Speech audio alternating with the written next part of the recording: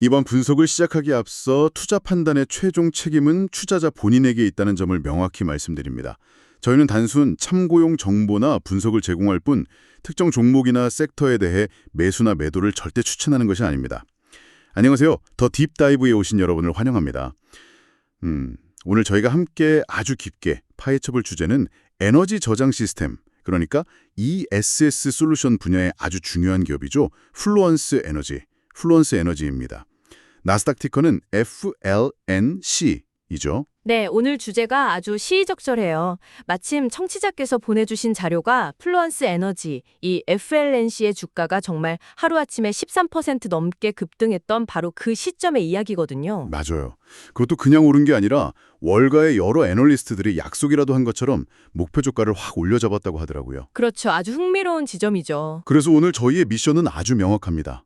이 갑작스러운 급등, 이게 그냥 시장의 일시적인 흥분, 뭐랄까 일종의 거품인지 아니면 이 기업의 근본적인 체질, 그러니까 펀더멘털에 정말로 의미 있는 변화가 생겼다는 신호탄인지 보내주신 자료를 가지고 같이 한번 제대로 파헤쳐 보려고 합니다. 네, 저도 아주 기대가 됩니다. 자, 그럼 시작해 볼까요? 좋습니다. 좋아요.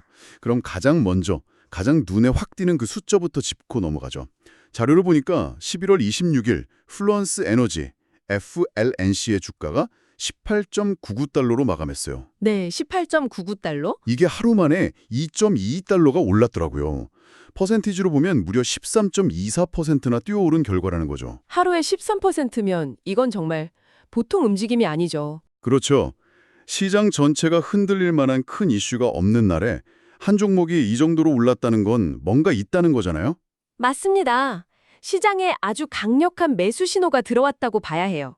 그리고 여기서 우리가 주목해야 할 점은 이런 급등 뒤에 있는 게 그냥 어떤 루머나 단순한 투기적 매수세가 아니라는 겁니다. 아, 그게 아니면요? 바로 여러 투자은행의 애널리스트들, 그러니까 시장의 전문가들이 목표가를 상향 조정했다는 아주 구체적이고 전문적인 근거가 있다는 점이에요. 바로 그 지점이군요. 애널리스트들의 리포트가 기폭제가 된 셈이네요. 그렇죠. 이건 단순한 수급 이슈를 넘어서 전문가들이 이 FLNC라는 기업의 성장 전망과 내재 가치에 대한 평가를 근본적으로 바꾸고 있다는 아주 강력한 신호로 해석해야 합니다. 그런데 여기서 한 가지 궁금한 게 생겨요. 에너지 전환이라든지 재생에너지의 필요성 같은 건 사실 어제 오늘 나온 얘기가 아니잖아요? 네, 그렇죠. 오랫동안 이어진 얘기죠. 그런데 왜 갑자기 지금 이 시점에 플랜스의 주가가 이렇게 폭발적으로 반응하는 걸까요? 최근에 우리가 모르는 어떤 결정적인 변곡점이라도 있었던 건가요? 아주 예리한 질문이십니다. 맞아요. 그 말씀처럼 큰 흐름 자체는 새로운 게 아니죠. 하지만 최근에 그 거대한 흐름을 폭발적으로 가속시키는 촉매제가 등장했고 시장이 이제야 그 가치를 뒤늦게 깨닫고 가격에 반영하기 시작한 거예요. 아하, 촉매제요? 네. 그래서 이번 주가 상승은 그냥 단발적인 호재가 터졌다 이렇게 보기보다는요. 거대한 산업적 변화의 흐름 속에서 필연적으로 일어난 사건의 일부라고 해석하는 게 훨씬 더 정확합니다. 필연적인 사건의 일부다. 그렇습니다. FLNC가 속한 이 유틸리티 재생에너지 섹터 자체가 지금 전 세계적인 정책 지원과 정말 막대한 자금이 몰려들고 있는 가장 뜨거운 곳 중 하나거든요. 와, 그러니까 오랫동안 조용히 끓고 있던 물에 누군가 마지막으로 결정적인 재료를 탁 넣어서 갑자기 확 끓어오르게 만든 딱 그런 상황이군요. 완벽한 비유입니다. 딱 그 상황이에요. 그 결정적인 재료가 뭔지 정말 궁금해지는데요. 자료에서 크게 두 가지 핵심 동의를 언급하고 있더라고요. 글로벌 에너지 전환이라는 거대한 흐름, 그리고 미국 정책 수혜라는 구체적인 촉매제. 이 두 가지가 어떻게 맞물려 돌아가는 건가요? 네, 바로 그 두 가지가 완벽한 시너지를 내고 있는 거죠. 먼저 거시적인 환경, 그러니까 메가 트렌드부터 한번 짚어보죠. 지금 전 세계가 탄소 중립이라는 거대한 목표를 향해서 달려가고 있잖아요. 네, 그렇죠. 이제는 거스를 수 없는 대세가 됐죠. 맞습니다. 그래서 각국 정부가 태양광, 풍력 같은 재생에너지 설비를 정말 공격적으로 늘리고 있어요. 그런데 이런 재생에너지에는 아주 고질적이고 치명적인 약점이 하나 있습니다. 약점이요? 네, 바로 간헐성, 인터미턴시라는 문제입니다. 간헐성이라면 그 날씨에 따라서 발전량이 널뛰게 하는 거요. 정확합니다. 해가 쨍쨍할 때는 전기가 남아도는데 갑자기 구름이 끼거나 바람이 안 불면 발전이 뚝 끊겨버리는 그런 엄청난 변동성이요? 바로 그거예요. 전력망이라는 건 수급 균형이 아주 중요한데 이렇게 공급이 불안정하면 안정적으로 운영하기가 너무 힘들죠. 바로 그 문제를 해결해주는 게임 체인저가 플루언스의 핵심 사업인 에너지 저장 시스템 ESS인 겁니다. 아, ESS? 네, 말 그대로 전기가 남아 돌 때, 그러니까 해가 쨍쨍할 때 생산된 전기를 거대한 배터리에 저장해뒀다가 발전이 안 되는 밤이나 바람 없는 날처럼 전기가 부족할 때 안정적으로 꺼내 쓰는 거죠. 와, 설명을 들으니까 개념이 확 와닿네요. 그러니까 재생에너지의 가장 큰 약점, 그 아킬레스건을 보완해주는 필수 인프라가 되는 셈이군요. 필수 인프라, 아주 정확한 표현입니다. 재생에너지가 주인공이라면 ESS는 그 주인공이 무대에서 언제든 최고의 연기를 펼칠 수 있도록 뒤에서 묵묵히 받쳐주는 필수적인 파트너이자 뭐랄까 일종의 페이스메이커 같은 존재라고 할 수 있죠. 페이스메이커라. 비유가 정말 기가 막히네요. 그리고 두 번째 동인, 아까 말씀하신 그 결정적인 촉매제가 바로 미국의 인플레이션 감축법, 즉 IRA입니다. 아, IRA. 정말 요즘 시장에서 가장 많이 들리는 단어 중 하나죠. 그렇죠. 이 법안이 ESS 시장에 말 그대로 기름을 붓고 있어요. IRA는 미국 역사상 가장 큰 규모의 기후변화 대응 법안인데요. 특히 ESS 프로젝트에 대해서 어마어마한 규모의 투자 세액공제, ITC 혜택을 주거든요. 잠깐만요. 세액공제라면 기업이 내야 할 세금을 직접 깎아주는 거잖아요? 맞습니다. 이건 뭐 비용을 지원해주는 것과는 차원이 다른 수익성에 직접적인 영향을 주는 거겠네요? 직접적인 정도가 아니라 아주 극적인 영향을 줍니다. 프로젝트 비용의 상당 부분을 최대 30%에서 추가 요건을 만족하면 그 이상까지도 정부가 세금으로 돌려주니까요. 플루언스 같은 ESS 솔루션 기업 입장에서는 프로젝트의 마진이 좋아질 수밖에 없죠. 당연하겠네요. 그리고 프로젝트를 발주하는 고객사, 그러니까 발전소나 대규모 공장 입장에서도 경제성이 훨씬 좋아지니까 ESS를 설치하려는 수요가 폭발적으로 늘어나는 거고요. 이 IRA야말로 지금 플루언스의 성장을 이끄는 가장 강력하고 구조적인 엔진이라고 할 수 있습니다. 잠깐만요. 여기서 조금만 더 깊이 파고들고 싶어요. 세금을 깎아준다는 건 분명히 엄청난 혜택이죠. 하지만 이런 정책 수혜라는 게 어떻게 보면 정권이 바뀌거나 하면 언제든 사라질 수 있는 리스크는 아닐까요? 이걸 구조적인 성장 요인으로 보기엔 좀 불안한 면도 있어 보이는데요. 와, 정말 좋은 지적이십니다. 실제로 정책 리스크는 항상 투자에서 고려해야 할 핵심 변수죠. 하지만 IRA의 경우는 조금 다릅니다. 이게 단순히 한 정당이 밀어붙인 법안이라기보다는 미국의 에너지 안보와 자국 산업 육성, 그리고 중국 견제라는 더 큰 틀에서 초당적인 공감대가 형성된 결과물이거든요. 아, 그러니까 정치적인 이슈를 넘어서는 국가적인 아젠다라는 말씀이시군요. 그렇습니다. 그리고 이미 이 법안으로 인해 미국 전역에 막대한 규모의 투자가 시작됐고 수많은 양질의 일자리를 만들어내고 있어요. 이걸 되돌린다는 건 정치적으로도 엄청난 부담이 따르는 일이죠. 그래서 시장에서는 이걸 단기적인 혜택이 아니라 앞으로 최소 10년 이상 지속될 구조적인 변화로 받아들이고 있는 겁니다. 그렇군요. 일시적인 보조금이 아니라 아예 산업의 판 자체를 바꾸는 장기적인 설계라는 거군요. 이해가 됐습니다.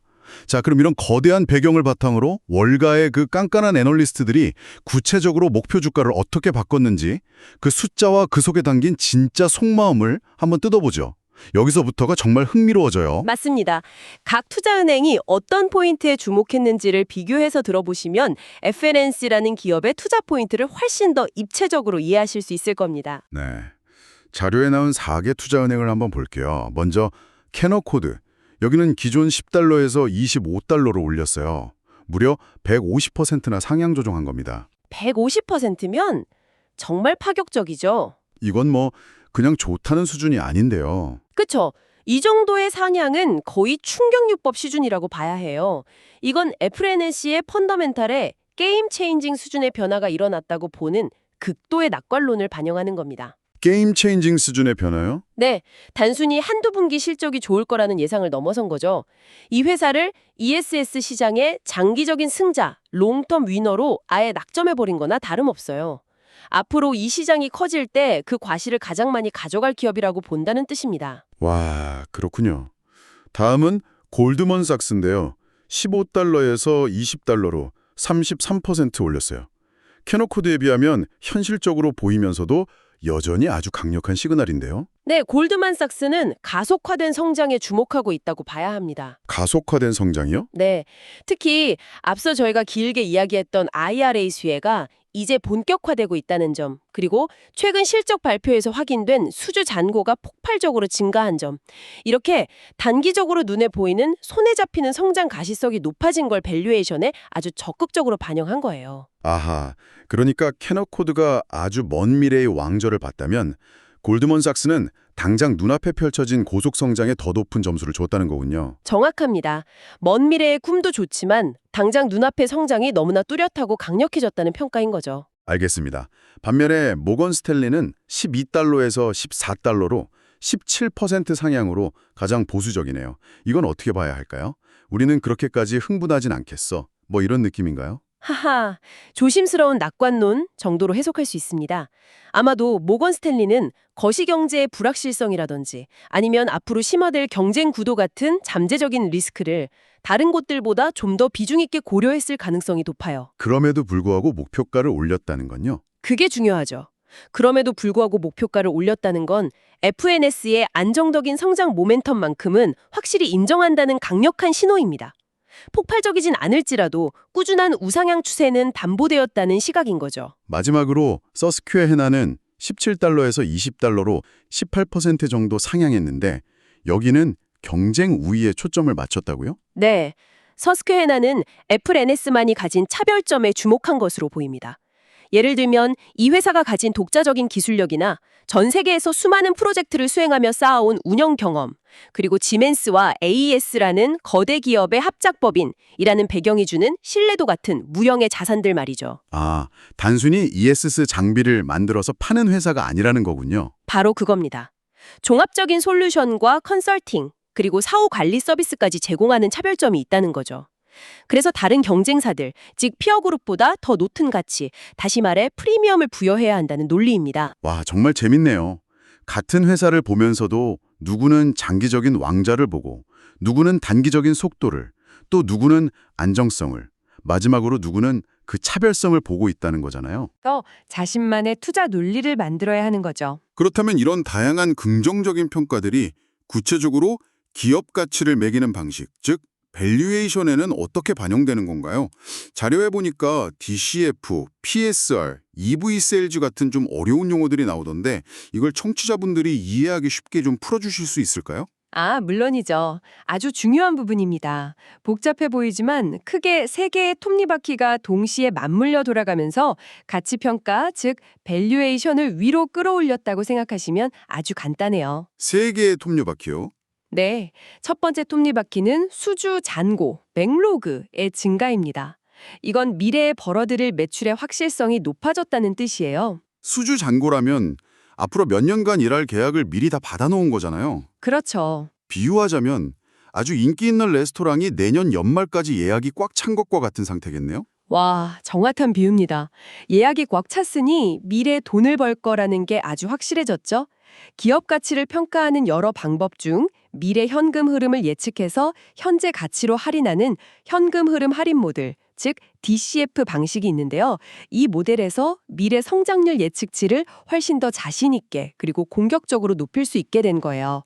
불확실성이 줄어든 만큼 현재 가치를 더 높게 쳐주는 거죠. 알겠습니다. 그게 첫 번째 톱니바퀴.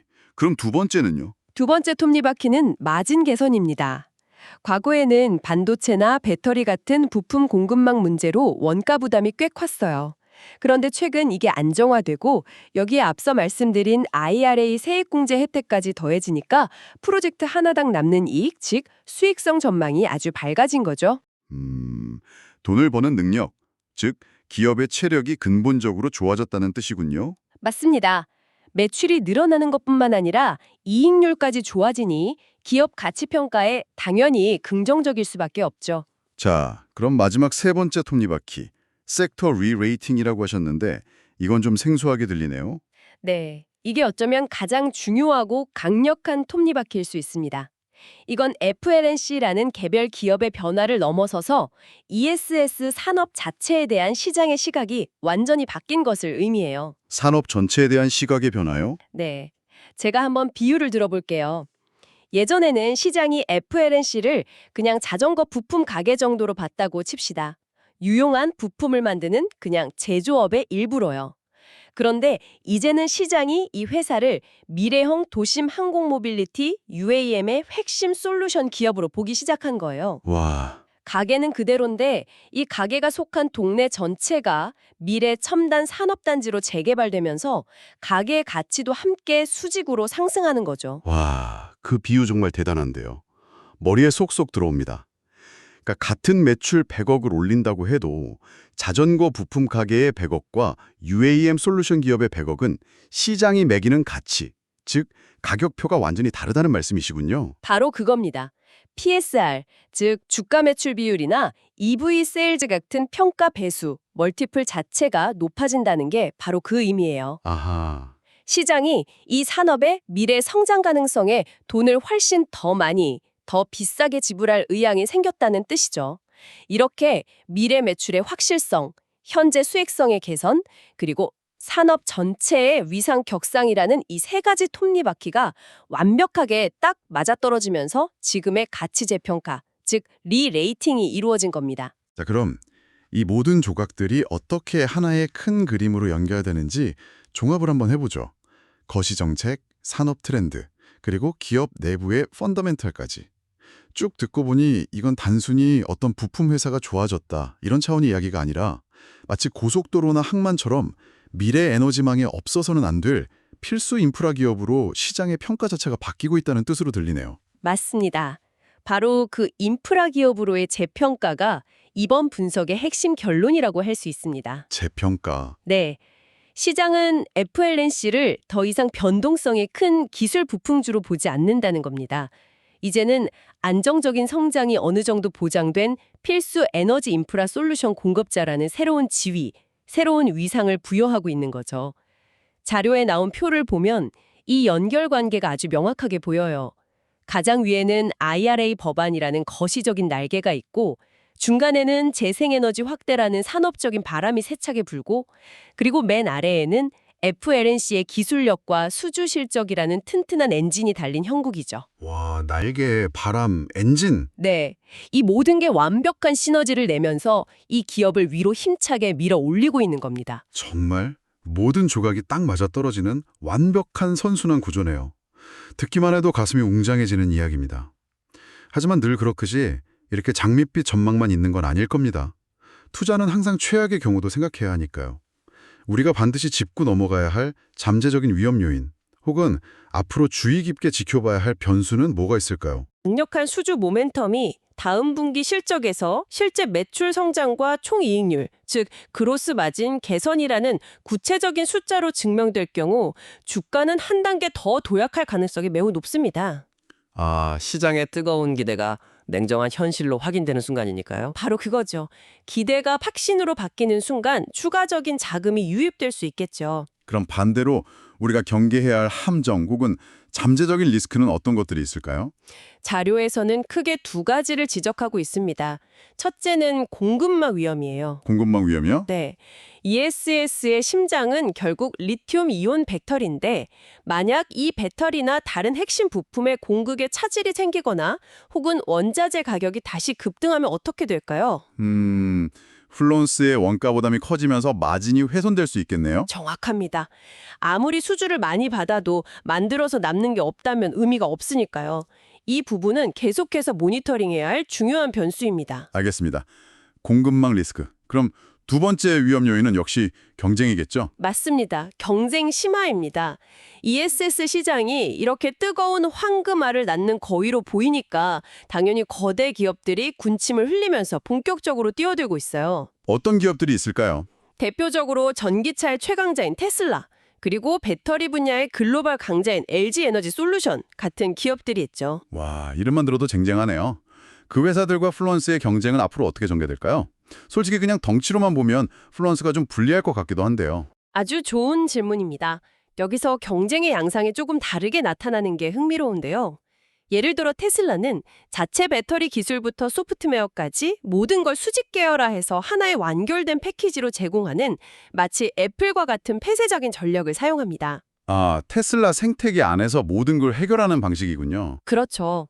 반면에 플루언스는 다양한 공급사의 배터리와 부품을 고객의 필요에 맞게 최적으로 조합해서 맞춤형 솔루션을 제공하는 보다 유연하고 개방적인 접근 방식을 취하죠.